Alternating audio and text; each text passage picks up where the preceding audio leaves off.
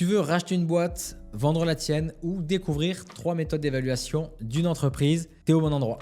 Voici les 3 méthodes d'évaluation que je vais te présenter.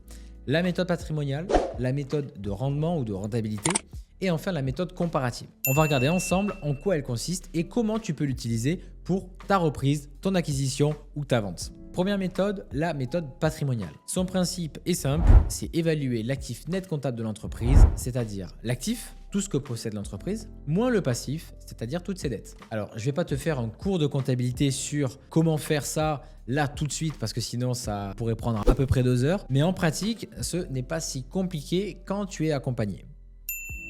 Cette méthode, comme toutes les autres de cette vidéo, n'est pas magique et il faut l'accompagner d'autres analyses. Pourquoi? Parce que cette méthode-là, elle revient à prendre une photo de l'entreprise à un instant T. Donc, cela ne dit rien sur son avenir et donc sur sa rentabilité future. Ceci dit, elle est adaptée quand même pour avoir une première idée de chiffres à donner aux cédants en se basant sur la valeur concrète de l'entreprise au jour de la reprise. Elle est également adaptée pour négocier le prix de l'entreprise en se basant sur des éléments très concrets. Et enfin, pour avoir une première idée de la santé de l'entreprise à l'instant T. Donc, elle est idéale pour des entreprises moyennes et stables. Les entreprises en cours de croissance ou en déficit pourrait afficher un actif net qui est trompeur. C'est pour ça qu'il existe d'autres méthodes d'évaluation, comme la méthode de rendement ou de rentabilité. Via cette méthode de rentabilité ou de rendement, l'idée centrale, c'est de chercher à savoir combien rapporte l'entreprise chaque année, c'est-à-dire son bénéfice, et à utiliser cette information pour calculer sa valeur globale aujourd'hui. Comment ça marche? Très concrètement, d'abord, on estime le bénéfice moyen que l'entreprise devrait générer dans les années à venir, donc on fait un prévisionnel. Ensuite, on actualise ses bénéfices, ça signifie qu'on tient compte du fait que 1 euro gagné dans le futur vaut moins qu'1 euro gagné aujourd'hui, puisqu'il y a une notion d'attente et de risque que je ne perçoive jamais ces bénéfices. Et enfin 3, on additionne tous ces bénéfices actualisés pour obtenir une valeur totale. Je fais le topo avec un exemple ultra simple. Si une entreprise gagne chaque année 50 000 euros et qu'on estime qu'un investisseur attend un rendement de 10%, alors sa valeur, elle sera de 50 000 euros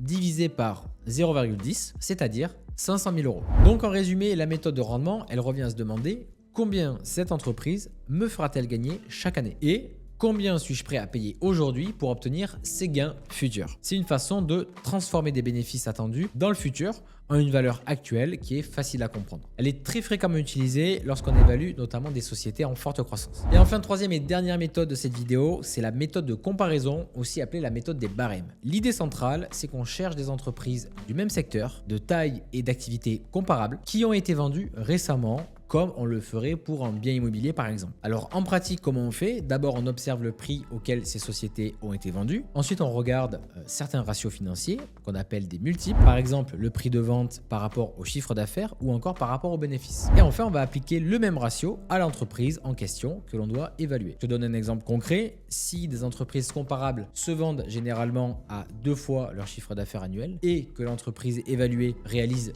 200 000 euros de chiffre d'affaires par an, on va partir du principe que sa valeur estimée serait égale à 200 000 euros fois 2, c'est-à-dire 400 000 euros. Autre exemple, cette fois-ci en tenant compte du résultat. Si des entreprises se vendent 5 fois leur résultat et que l'entreprise évaluée réalise 40 000 euros de résultat en moyenne sur les 3 dernières années, sa valeur estimée serait 40 000 euros fois 5, c'est-à-dire 200 000 euros. Tu as donc désormais connaissance de 3 méthodes pour évaluer la valeur d'une entreprise. Le conseil du cabinet Advise, c'est de combiner ces méthodes pour calculer une moyenne des différentes valeurs possibles d'une entreprise et ainsi d'établir une proposition sur cette base. Si tout cela te semble un petit peu trop compliqué pour le mettre en pratique de ton côté, remplis le formulaire sur notre site internet advice.fr et nous reviendrons vers toi dès que possible. Et si cette vidéo t'a plu, tu peux la liker, la commenter et t'abonner pour avoir plus de conseils compta. Salut!